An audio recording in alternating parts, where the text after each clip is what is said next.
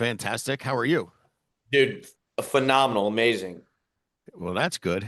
You've been. I feel like I haven't seen you in a little bit, which I haven't seen you face to face in a little bit. But when Dom says he wants to be known, I like you were the first person that popped in my head. Not because you're on the call, but like because you are known, and I think that's big in what you're doing in business with how smart you are. 23, right? When did you turn 23? 24. I turned 24. 24. You just turned 24. Okay. For a 24-year-old, the stuff you say is beyond your years, which is pretty awesome. Um, I've known you now for, I guess, probably almost 2 years, and it's been incredible watching you grow, watching you build this business, watching you lead, watching your social media. It's pretty incredible. So, dude, I'm excited to have you on. I appreciate you. I respect you as much as any other agency owner in this company, and I don't want to say that's a big deal, but it is. I don't respect a lot of people just because they don't do the work the right way. I watch you bust your ass day in and day out. So, dude, I'm going to let you talk about whatever you want to talk about for as long as you want to talk about it. But thank you so much for hopping on. I greatly appreciate you, and I love you, brother. Yeah, absolutely. I wanted to go back to what you guys were talking about. What's important is I just had a meeting earlier this morning. I had a meeting earlier this morning about showing up to things. My biggest thing when I started in the business is I had the fear of missing out on information.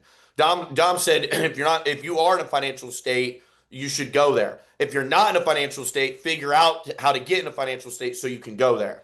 Like that was my biggest thing is I had the fear of missing out on information and I didn't look at the price tag. I was just like, shit, if I can't afford to go, like I can't afford to not go. Like if I can't afford to go now, I can't afford to miss it. Therefore, you should be there and you should want to have to go.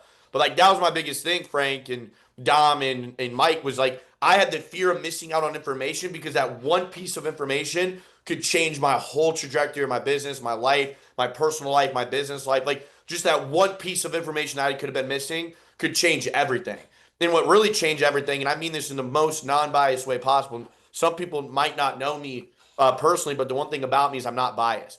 In the most non-biased way possible, when I started actually showing up to Sean's events, that's when everything took off because you hear Frank and I say it, you hear me say it, you hear everybody else say it, and eventually you're just like, yeah, we get it. And then you hear Sean say it, and for some reason, everybody just like, oh my God, this all makes sense now. It's just like, yeah, we've been saying that, but Sean just says it louder and just breathing life into people, and he knows what he's talking about. And you can't afford to not go. And if you can't afford to go now, figure out a way to afford to be able to go. $750, it's one policy. So figure out between now and October to write one policy so you can go. The excuse of I can't afford it is a broke mindset. It's a poor mindset. And I feel like a lot of things when you get in the business, you have to change your mindset. I had a quote that I typed in one of my chats today. Momentum follows focus. If leaders fix it on fear and scarcity, they drain the organization's drive. So what that means is if your focus is on the negative things, on you being broke, on this not working out, the leads not working out, your upline not working out, well, guess what? Your energy is going to go there. So if your focus is on the negative things, your energy is going to go to the negative things. My main focus, Frank's main focus, all of our main focus, people that are really successful, their main focus are solution. So if you direct your attention to vision, solutions, possibilities, they generate the force that prepares creativity, collaboration, and growth. So if you focus on solutions, on how can I go there? How can I make it there? What leads do I need to buy so I can start actually making money? What calls can I show up so I can start learning more knowledge to get there? Well, guess what? Your energy is going to flow in a positive state. So if you focus on the positive things to get there, your energy is going to go there. But if you keep focusing on the negativity and the negative things, well, guess what? Your energy is going to go to negative things. So I just wanted to say that, dude. Like, I just want to say that, Frank, was like people can't afford to not go to those events. Like you should be able to. You want to do everything you can to make it to those events. For sure. And I think that it's funny because when we start in the business, Jay, those events weren't free. Like the Ignite things that we do now. I know annual convention is a small fee, but we paid like hell for Jamie and I to go to an event. It cost us damn near $3,000, meal plans and clubs. It was crazy. So, and they're not cheap to put on. But the other company I worked for, they had the events at their work, like they owned the place. So it's like you're not renting space. You already own the equipment. Like, knock it off. Why are you charging us outrageous amount of money to train us to make more money off of us? But it kind of was the culture of the company, which is one of the few good things I took out of that was like you have to be at every event because if you're not, you're dying, and you learn so much from people that you would never be around or hear because if you think about it, I think Grady said we have 100 and I don't want to give you a wrong number, 180 people speaking at Ignite. Nah, that can't be the case. 88, I'm sorry, 80 people speaking at Ignite in one day. Dude, half of those people you won't know, you don't know, you'll never see, but you'll get to hear them on stage as to how they're killing it. And I think, Jay, it's so important if this is what you're going to do for the rest of your life, then that's got to be a part of your planning every single year. Just like it would be if you were a CDL driver, you'd have to do renew your license and do other things, take courses. Nurses, they all take stuff to keep their licenses up to speed, right? This is the same thing. I know we do continuing ed, but that's a joke. Like this is how you grow in the business. So, um, Jay, how many cars do you own now?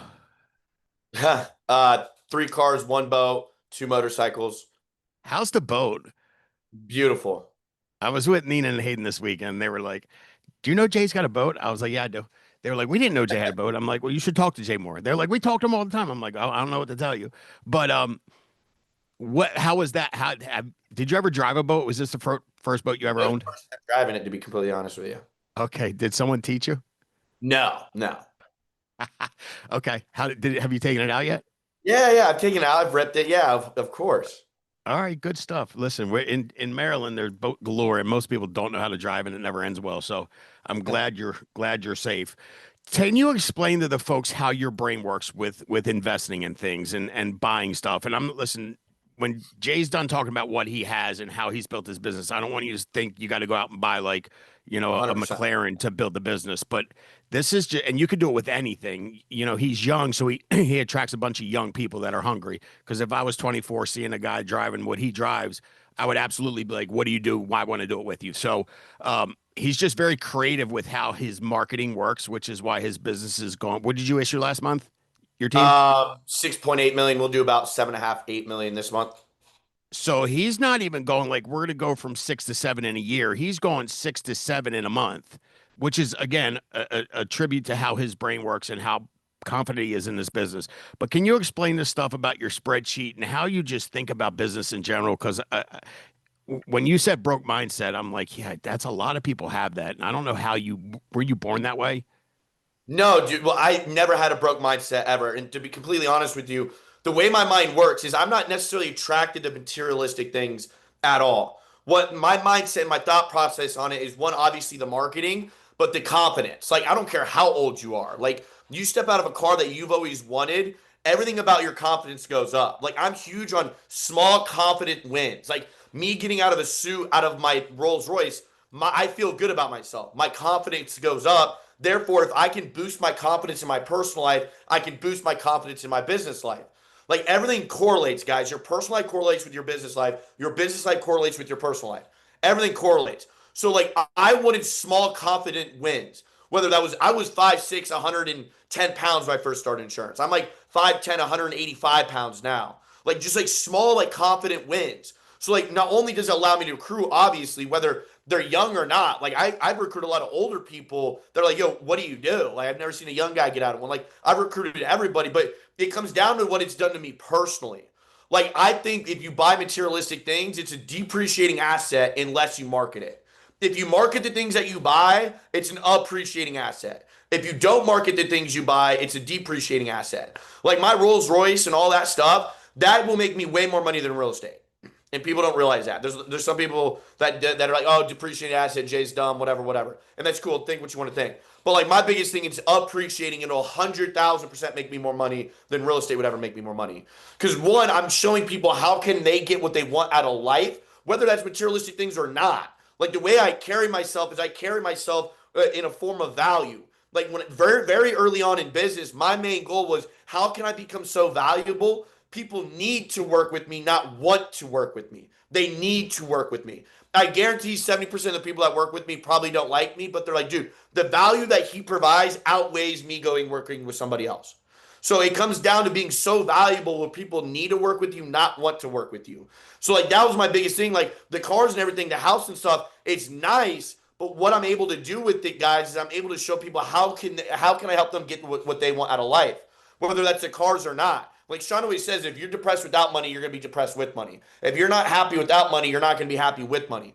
If you don't find meaning and purpose within yourself, the money doesn't matter. So you got to work on yourself first before you go out and get the materialistic things. Because what happens is people chase the materialistic things, they get it, and they're like, I'm not happy. Like, what happened? I thought I'd be happy. It's because you're not happy with yourself. So I think, Frank, Mike, I think everything starts with personal development. And I really do. I think the way you develop your mindset is going to be crucial to how you act in business. Because a lot of people, they come from a 9 to 5 job where they have no risk. The risk is on the investor. Now they're getting over to entrepreneurship, 1099 sales, and life insurance. Now they are the investor. So they're coming from a broke mindset into a mindset of having to spend money to go make money. It's a completely different ballpark. That's why developing is so important, because I don't look at it like I'm spending money. I'm like, okay, that's an investment, that's an investment, that's an investment. Like I got a jet for my girl's birthday. We're going to San Diego, got a jet. Guess what I'm going to be doing on the jet? I'm going to be marketing. I'm going to be filming some videos on there. I'm going to be doing things not only to, one, to make it a tax write-off, but also, two, I'm going to make the most out of it. I'm going to make the most out of it is I'm going to market the hell out of it.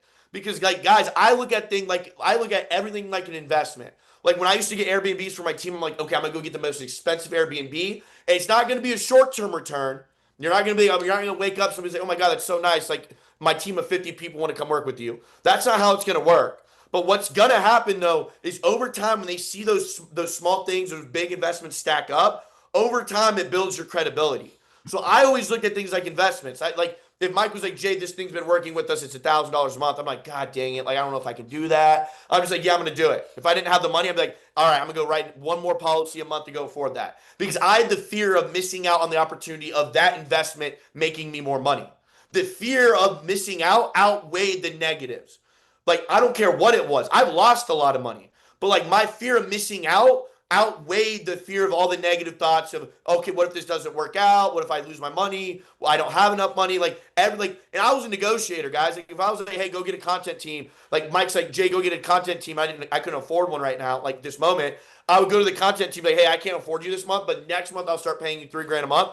Well, guess what? Now I'm committed to him. Now I got to go make $3,000 to go give him $3,000 next month. Like my mindset was just completely different. It was how am I going to make this work? How am I going to figure this out? I'm going to figure this out because I don't want the fear of missing out on the investment making me more money and adding more value to my business. Same thing goes with Ignite and everything else is I had the fear of missing out on more value coming to me so I can pour it right back into my business to make more money.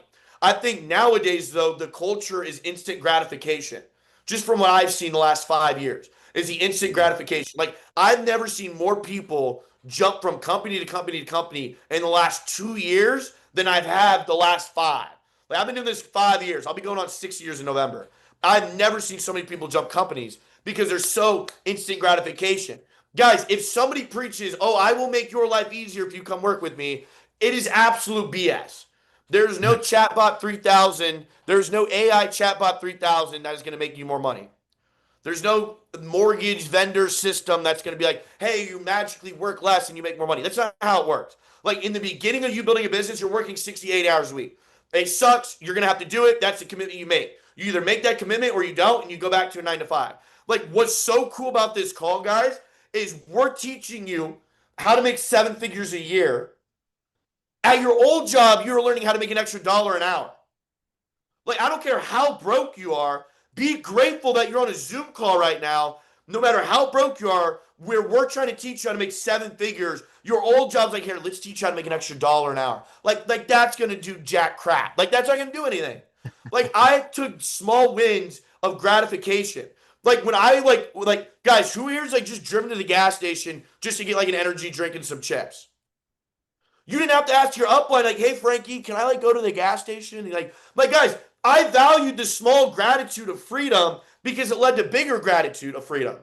Like, just like going to the gas station, not telling anybody. Like, guys, you're at a 9 to 5, their corporate job. Like, hey, I'm going to go to the gas station. I'm really overwhelmed right now. They're like, what do you mean you're going to the gas station? You're on the clock. Like, you're not going anywhere. Like, you're on the clock. No matter how broke you are, just be so grateful for those small things because they lead to bigger things. Like those small things lead to bigger things no matter how broke you are, no matter how much money that you're making. That's just how my brain was wired though. Like I don't care how broke I was. And guys, you could use the excuse, well, Jay, you don't have kids, like you don't have mortgage payments. Guys, my bills are $125,000 a month. My bills are Mhm. 125 grand a month. My office spaces are 80 grand. My house, my cars, I have $125,000 a month in bills. And if I had kids, I would be a multi-billionaire probably. Like I would never use my family or my kids as an excuse to not go make money. It just wouldn't happen. Like I would use that and I would fuel that and I would drive in that. I've seen my niece 4 times. My sister says, "Why don't you come see her?" I said, "Johanna, she's 1 year old. She's not going to remember if her uncle saw her at 1 year old or not. I'm going to work my ass off between her being one, she's 4 now, but her being 1 and 4. So when she starts developing a memory, I have money, I'm successful, I can get her what she wants, and now she can remember me." Because like that was just the way my mind was wired. It was like, Johanna, like I'm not gonna see her, she's not gonna remember me. I'm gonna go work, I'm gonna go make the sacrifices. That doesn't mean go jeopardize your personal life. Like I do believe in work-life balance, but don't abuse the balance. A lot of people Mhm. abuse it though. Like I do believe in spending time with family. Like I believe in all of that. Like I don't like the hustle culture. I think it's toxic. But I also know the difference between entrepreneurship and a 9 to 5 job. Entrepreneurship, you're gonna have to make sacrifices. It is gonna suck.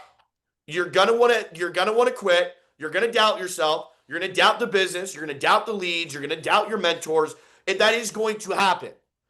So like all these people on social media, like, no, like life is great over here. Like your life will be so easy. Like guys, when they're telling you that shit, that's when you know you run. That's when you know like it's like, nope, I'm not going over there. The reason people work with me is because I tell them it's gonna suck. You're gonna sacrifice 2 to 3 years of your life. You're gonna hate it. You're gonna want to quit. You're gonna doubt yourself. You're probably gonna doubt me. So, like I tell them the truth. I tell them what Yeah. they need to hear, not what they want to hear. Like I tell them the truth. And to recruit at a high level, you have to become a high level individual. Like ask yourself this: would I want to, if I was recruiting myself, would I want to follow myself? In order to lead others, you have to lead yourself. So become the person that other people want to follow. Become the person that leads other people. Like everybody's like, Jay, it's not working. I'm recruiting. People are quitting. They're quitting because you're not leading yourself. Therefore, if you can't lead yourself, you can't lead other individuals. I had a kid ask me, he says, Jay, how can I lead better? I said, do you lead yourself? He goes, no. I'm like, ask me that question once you start leading yourself, because if you can't lead yourself, you can't lead other people. So like my mindset around expenses, around small gratitudes, like all that stuff was just, it was wired from the beginning because I never forgot where I came from. I came from foster care. I came from a single dad. Like I'm 24. My dad's 80, died at 86. My dad passed away at 86 years old. He was raising me and my little sister in his 70s and 80s and late 60s. Like I didn't forget where I came from. He was a single dad on Social Security working at Burger King and a janitor to provide for me and my little sister. I just never forgot where I came from. So like the small gratitudes I never took for granted. And I feel like there's a lot of people on this call. It's like, guys, people get into insurance for one reason. Like Frankie and Mike, we all three of us, we definitely did not wake up. We're like, we're gonna go fucking sell some life insurance. Like we didn't wake up. I want to be a life insurance agency owner right now. No, it just didn't happen. Me, I don't know about Frankie and Mike, can't speak for them. I was running away from something. I found insurance. I'm like, dope, this looks cool. Like I was running away from something, but then I needed to find purpose of why I was doing it. Because once you figure out what you want out of life, that trumps all the adversity that comes in the business. If what you want out of life is outweighs all the negativity that comes with the business and the adversity, that's when you win. So you need to figure out what do you want out of life, and once you figure out what you want out of life, then all the adversity that comes with the business isn't that bad. Like if you tell yourself nothing is working, nothing's gonna work. I always told myself something is working, therefore something was working. So if you keep telling your mind this isn't working, nothing's going to work. But if you rewire your mind and start thinking this is working, I'm getting traction, then something's going to work. It's like on my presentations when I sold life insurance. Like if I got to the social and someone hung up, I was like, God dang it, like what the heck? I was like, okay, I got to the social, great, I know I can make it this far. If I got to the banking and somebody hung up, I was like, gosh dang it, like of course they hung up with the banking. I was like, okay, great. I got to the banking, I made it this far, I know I can go farther. Like I always turn negatives into positives just like that. Like that was my trait, turning positives into negative or turning negatives into positives really fast. But a lot of people, they dwell on it, and it's a mindset thing. If you keep telling yourself, "Oh my God, I lost him in social. Of course this is going to happen." Guess what's going to happen on the next sit, the next presentation? You're going to lose them on social. People keep quitting. People keep quitting. People. Guess what? When you hire somebody, guess what's going to happen? They're going to quit. So if you keep telling yourself all this stuff, you're going to get an outcome. Like you've heard the terminology. Like if you think you're going to be rich and you think you're going to be broke, you're both usually right. Like we both heard that. It's true. Like I walked around like I had $1 million in my bank account before I had $1 million in my bank account. I walked around with my chest up like I owned everything and I owned nothing. It's because I had that self-belief and I had that confidence. It's like I was confident and I had that self-belief in myself that I was going to wake up and act like I owned the world. Like somebody walked up to me, no matter how big when I had 3 agents with me and somebody walked up to me and says, "What do you do for a living?" I said, "I'm an entrepreneur. I own a life insurance agency." Before I even owned one. And they're like, "Oh my God, you do that at 19 years old?" Boom, confidence lifted through the roof. Yeah, I could go on forever, by the way. So like Frank knows this. So like, if you want You questions, do. I'll open up for questions and feed off of it. Yeah, that's fine, Mike. So I got to head to a viewing, but I'm going to be on listening. Mike, can you wrap this up with Jay? Jay, thank you so much for hopping on. Haven't got to talk to you, but sorry to hear about your dad. That's always tough to deal with. So, guys, listen to what Jay's saying. I do want to say one thing, and it like the humbleness and he's confident, but he's also very humble, and he's very polite. And here's how I know. As all of y'all know, Mike generates leads for a lot of FFL, and we get calls and emails, and Mike's always like, read this email, read this email, read this email. And it's people whining, bitching, moaning, complaining, yelling, being little babies. But Jay's group doesn't do that, Jay. And I don't know if we've ever told you this, but They never you've have. done a hell of a job because your agents, even when there's something wrong, the emails they send are respectful. They never yell, Always. they never cuss. And I thank you for that because I've called quite a few agency managers and let them know, like, if your agent cusses at my wife one more time, I'm gonna fly to Chicago and I'll step on their head while their teeth's eating a curb. Like, you know what I mean? Like, that's my wife. But y'all never do that. So if y'all think this is like an act or he's not grateful and his attitude's not good, I'm telling you it is. I see it every single day, and so does Mike. So Jay, thank you. I'll be on if y'all need me. I'm gonna lose the video, but thank you again for hopping on. I appreciate you, buddy. Absolutely. Hey Jay, man, I couldn't agree more, man. Your group, just as a whole, you guys probably buy more leads than anyone, and never any complaints. And they all, I guess, are all, they've learned it from you the way that they act. So I appreciate it. We never have a problem out of your group. Here's a good question from Candace. Were you born with this mindset, or did you cultivate it? And if you had to cultivate this mindset, how would you explain how to cultivate it to someone new? It's a great question.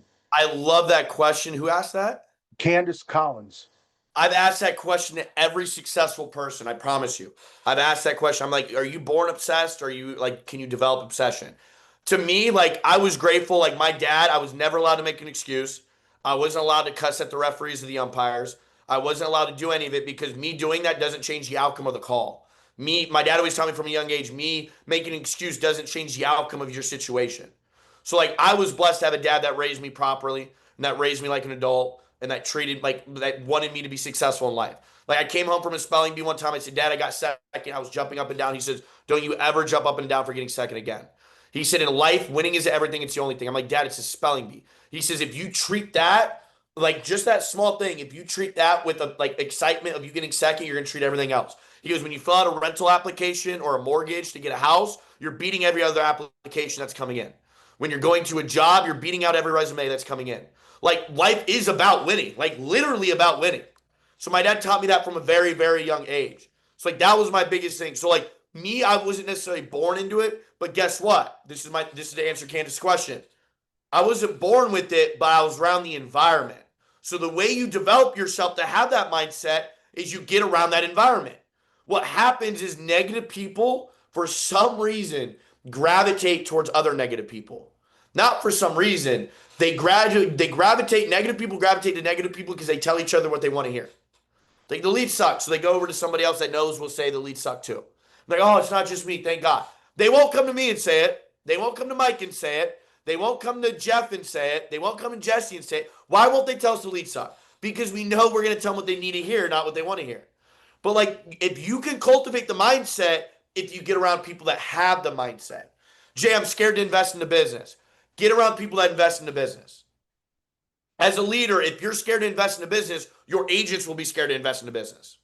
So if you want to get good at investing into the business, hang around people that are fearless when they invest in the business. So it's all about your environment. So yeah, Candace, to answer your question, the way you cultivate that is you get around the environment. I just grew up with the environment, my dad raising me like that. Well, guess what? You can get raised when you get into the environment. You can get developed when you get into the environment of being around people that have that mindset. Jay, to prove that what you're saying, you actually believe in. I remember the story when I first met you. I don't know, 3, 4, 5 years ago. I remember you talking about you walking into the office. You had no money. You signed a lease, didn't know what it was going to cost, and you said you couldn't afford it and you had to figure it out. Tell that story to some of these people, because it was amazing when I met you and you said you did it. So I was looking for an office. I was 21 years old, and I called Sean, I called Grady, and they're like, start with like 1,000 square feet. I'm like, what? I'm like, guys, my vision, I had like 10 agents. I'm like, I'm gonna have 60 agents in here. Why would I start at 1,000? So I did an office tour for it was 6,800 square feet or 6,000 square feet. And I'm touring it, and I'm like, hey, what do I got to do like to get it? And they're like, here's the lease. I have $3,000 in my bank account, so I can't afford it. And I'm like, okay, I could just put Bob Fisher on the lease if I wanted to. Like, they just handed me a lease. So I was like, all right, I signed the lease. I'm like, I can't pay you now. Can I get 2 months rent free, and then pay you when those 2 months of rent free are up? They're like, yeah, sure. So I had 2 months to come up. They needed a security deposit and the first month's rent. So I had 2 months to come up with like $12,600. But I signed the lease because I was so confident in myself, because I had the fear of missing out. I had the fear of like, oh my God, this office can blow up my business. So I opened the office. We did 200 grand. I opened the office. The next month we did 450,000. Then the next month we did 600,000. And the next month we did 700,000. The next month we did 750,000. And then what people don't realize, last year around this time, we were at $2 million for the year around this year. We're at $2 million for the year around this time. Now we're going to be about $8 million in August. And it's just crazy because it's a compound effect. You need patience in business. Everybody's like, did Jay just like massively recruit? No, I was patient with my leaders and understood they needed to be developed. And all the work I did 2 years ago is shining light now. So guys, you're going to be putting in work today. You're not going to see for 2 or 3 years. But you have to be patient. And that's all I was. Like, if you look at all my recruits, I've had them for 2 or 3 years.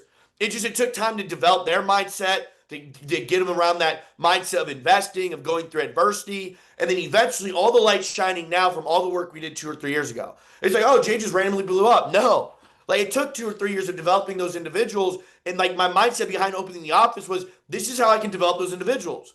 I had the fear of not having the office. And if they ran a credit check, holy shit, they'd have been like, dude, we're not giving this dude a porta potty. I'm just like, we're not going to give him access to the bathroom. So I was like, okay, I'm signing this lease. No credit check, no tax returns. I was like, I don't even know if I filed taxes back then yet. I was like, I got to sign this lease. So I signed the lease, and then I had to figure it out. And like, I wasn't going to miss rent. I'm like, dude, I'm a man of my word. Like, I'm going to sign a lease, pay the rent. Like, I'm not going to miss rent. I'm not going to get evicted. That'd be embarrassing, getting evicted from all my agents. So I was like, dude, this is what I got to do to make it happen. I put myself in situations to go make it happen. I love it, man. Jesse Stam has a question. What key decisions or systems did you put in place early that allowed your team to grow fast without falling apart? I would say schedule. Like, I'm going to be honest with you guys. Right now, my team runs off of spreadsheets. Hand dialing and spreadsheets. We're at $8 million a month almost. Hand dialing and spreadsheets. That's all it is. Because I think systems are great, but I think it overcomplicates the sales process and people get overwhelmed. Because it's not like we're running Tesla. It's not like we're running Microsoft. Like, we sell life insurance. We buy leads that people are like, hey, please call me. I need life insurance. And if like, guys I've called, people are like, oh, I'm not interested. I don't want it. Those people are full of shit. It's a smoke screen. Like, they do want it. They don't fill out 12 things about their personal information if they didn't want it. So you buy leads. People say, hey, call me. I want life insurance. And then you give them the life insurance.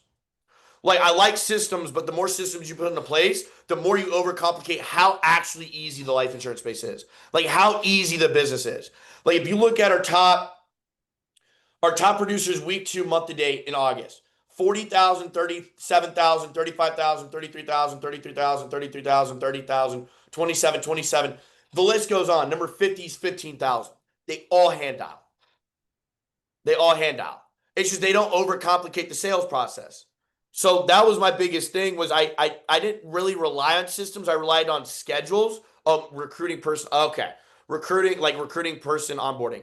My biggest thing, guys, and I'm just being completely honest with you, if they had a heartbeat, they're a U.S. citizen, I hired them. Social security number, U.S. citizen, I hired them. Because once again, I had the fear of missing out on what could happen if they developed their mindset and changed. That was me. And everybody's like, Jay, what about debt? I'm like, dude, I never had to worry about roll-up debt but one time. And you never have to worry about roll-up debt if you're continuously recruiting. If you're consistently recruiting, you'll never have to worry about roll-up debt. We've done $45 million this year so far. I've had 15 grand roll up to me out of the 45 million. I've never had to worry about roll up debt. I hire anybody with a social U.S. citizen, they're hired. Because I had the fear of missing out. Look at Sean. Sean, what is he sober? 24 years? He was a crackhead before he sobered up.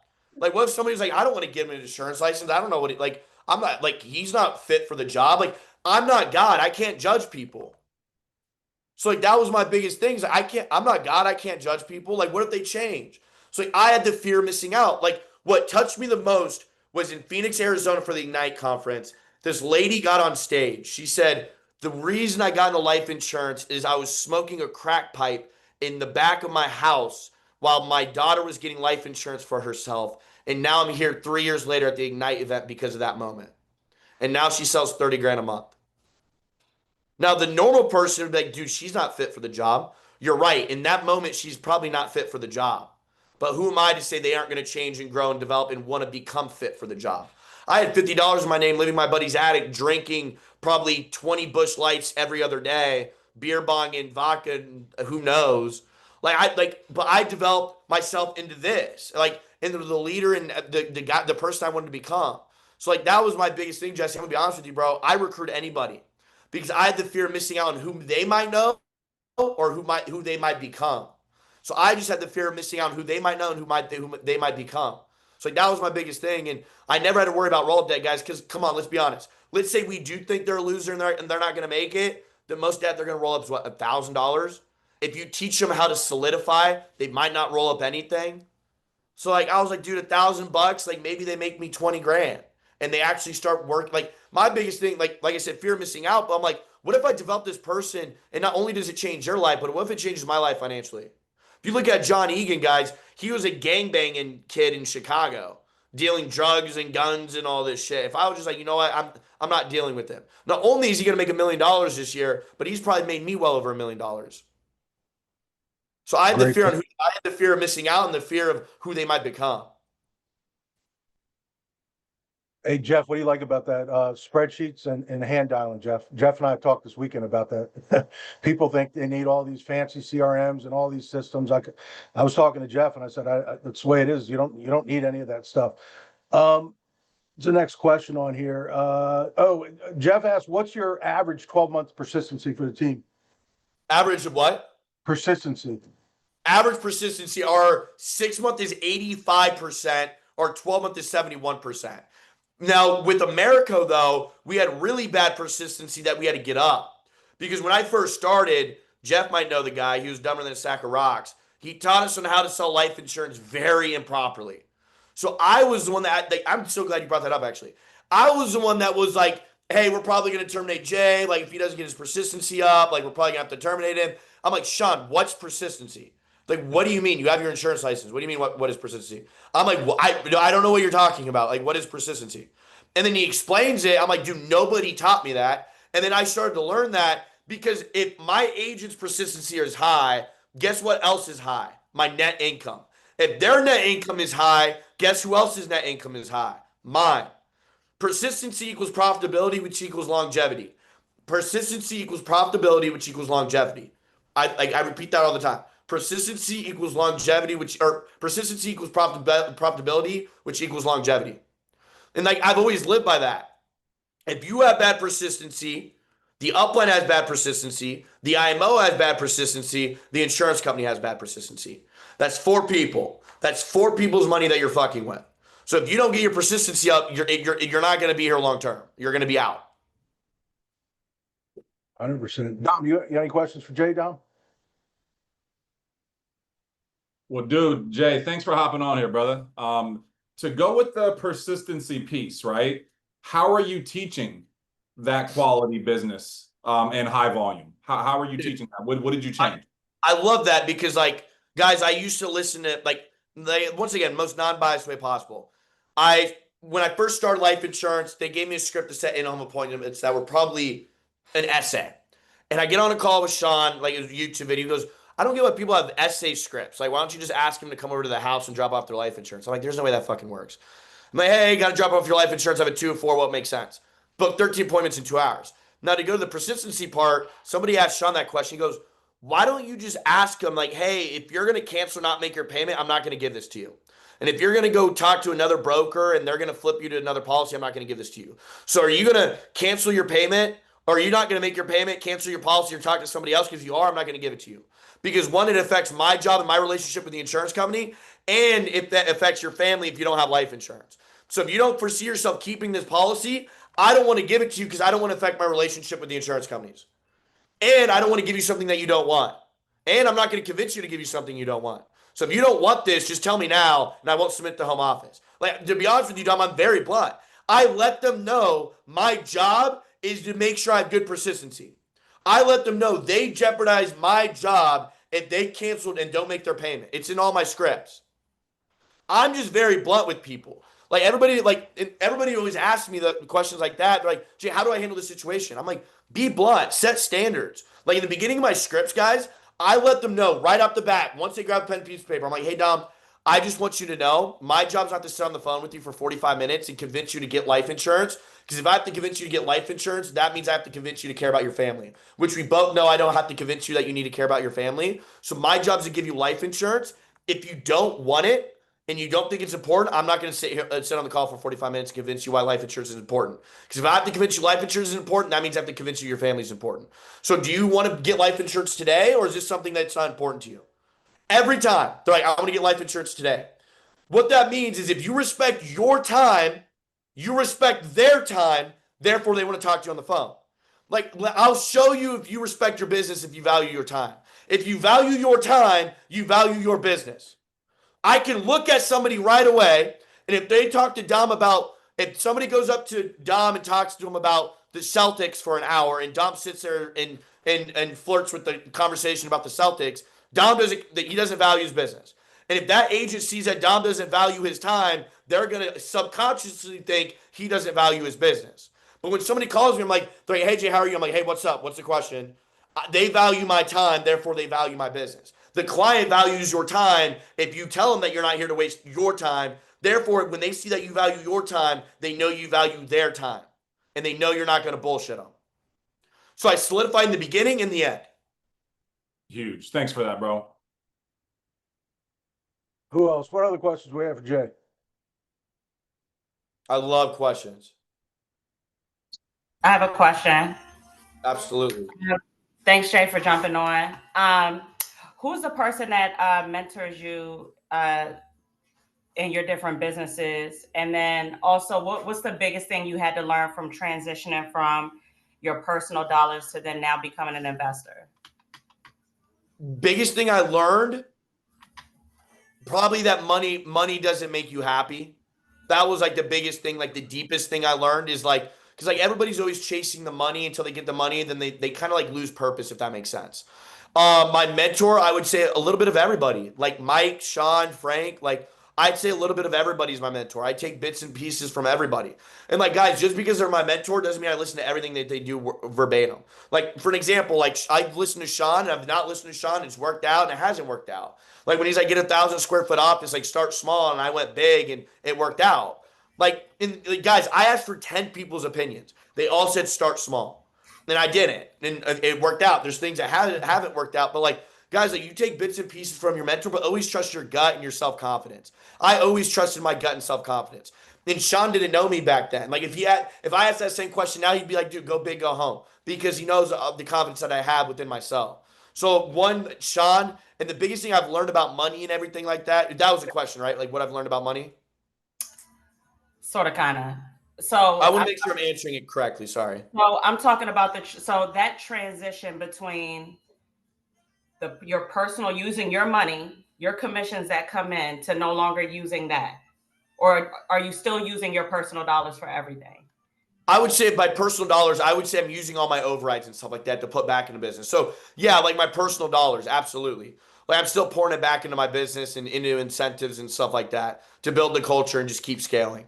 Because I'm huge on I love what I do. Like what's so cool about life insurance, guys, is it's not like Mary Kay where you get paid to recruit. Is if you go help somebody change their life, it changes your life. So my main focus, KG, is it KG, right? Yep. My just what hey, I like dyslexia, so I just want to make sure. But like my biggest focus, guys, very young, like right away, was on how many people's lives can I impact so I can impact my own life. But so many people are like, how can I make money? How can I make myself money? And that's where they go wrong. My biggest thing early on in business was how can I go impact people's lives because it changes my lives. I was mainly focused on how can I become more impactful to make myself to be impactful myself. So I use my personal dollars. I use my business dollars. I use my business credit cards. I still use my personal credit cards if I need to. Like I still use my personal money to fund my business, and I use my business money. Jay, Frank asked us before he left, how do you transfer your belief into the agents you're hiring? How do you get them to believe and think the way that you do? Actions. Like I had a call today about being grateful because like some people weren't hopping on calls, managers were not listening. Guys, when Sean gave me something or Frankie or Mike gave me something, I didn't tell them I was grateful. I showed them I was grateful because with my work ethic. So like everything's actions. Like the way you give belief to other individuals is you don't just tell them, you do it. You lead by example and you do it. Like, hey, how do I get my agents to invest? You invest fearlessly. When you invest in something negative happens, guess what you go do? You go do it again. And then your agents notice that. They notice all that stuff. It's just like your parents. Like when your parents are teaching you and stuff like that, is you notice how they react. Like you ever see the videos of the babies where like the parent will start fake crying and the baby starts fake crying? Like, guys, it's like everything correlates. Everything's psychology. So the way you get people to have that belief is you follow it and you lead with it and you become the example. Like you don't just tell people it, you become the example. And I will say that you believe that it's actually what you do, because it was last month you bought a pack of vet leads. I mean, you do 7 million a month and you're still buying leads to show people how to do it, which was crazy. And then you sent the text. I was like, dude, people are complaining. I got to go buy leads, bro. I'm just going to sell life insurance. I sold 3 out of 4 policies, like 3 out of 4 answers. I sold it for like $6,000. I'm like, Mike, I'm so confused why people are complaining. And then I literally didn't finish the rest of the pack. I was like, dude, I don't know what people's issues are. You sent the text to me and Frank was like, I don't get it, man. This is easy. This is easy. That's the way that you need to do it. Scott asked a question. What changed from when you first started that helped it click? You started making money consistently. So my first 2.5 months, I made no money, like legit, like $0. I made no money for 2.5 months. And then it was a Monday, everything clicked. I never made less than 10 grand a month. Like I genuinely, from the bottom of my heart, I don't know how people don't make less than 10 grand a month or make more than 10 grand a month. Like I don't get it. Like we can all agree, like if you make less than 10 grand a month, it is 100% a work ethic thing. Like I promise you guys, like not being like no sarcasm, my 14-year-old niece could probably sell 5 grand to 10 grand a month by saying, you're going to die. You need life insurance. My job is to give you life insurance. Simple as that. And I promise you guys that. And you need to have that same belief. I had that belief. Everybody was going to buy life insurance. So like, I don't like my mindset just was like consistent and I was so disciplined. And also guys, another thing is I was always like, I can't wait to look back a year from now. And then the new year would come up and I'd say, I cannot wait to look back a year from now. And then the new year would come up and I'd say, I cannot wait to look back a year from now. Because I was always excited about the future. While enjoying the present, I was also excited about the future no matter how broke I was.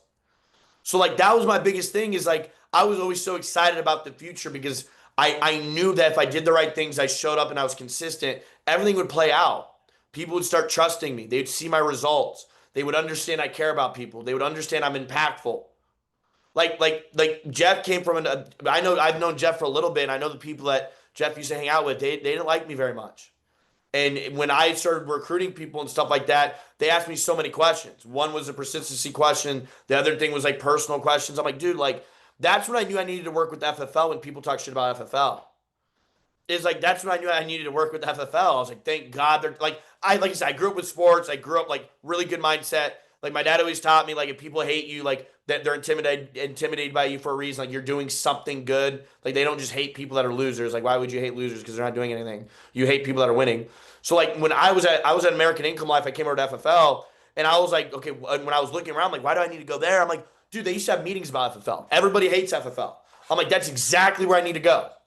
Like it didn't make me shy away. So like what made my mindset just switch, didn't make money for 2.5 months, but I was always consistent and I stayed focused. Like I never thought about a different opportunity. I stayed focused. I worked hard. We all have the same contracts. Like I just stayed focused. I worked hard and I stayed consistent. I was excited about the future. I was excited of who I was becoming along the journey. Like your journey is art. Like I posted on Instagram today, your journey is truly art. Like you're just painting a new picture and a new version of yourself every single year when you put time and energy into this business. The best form of personal development is entrepreneurship. I couldn't agree more. Well, Jay, we'll wrap it up for tonight, man. I appreciate you being on, bro. Appreciate everything that you do for the company, and I will see everyone next week. Thanks a lot, man. Have a good one, guys. Thank